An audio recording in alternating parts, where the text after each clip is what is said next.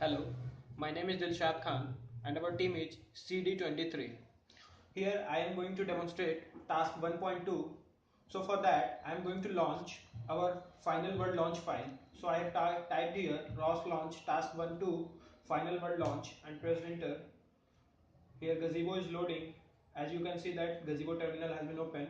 Now our second task is to launch the Ycon. So I am going to launch it. ROS launch Ycon.launch and it will launch the Ycon terminal, and you can see that image from the GAZEBO world is visible here. For visibility I am going to arrange them side by side.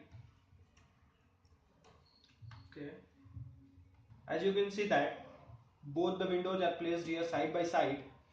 Now I have to provide it the motion command which I have written in motion.py.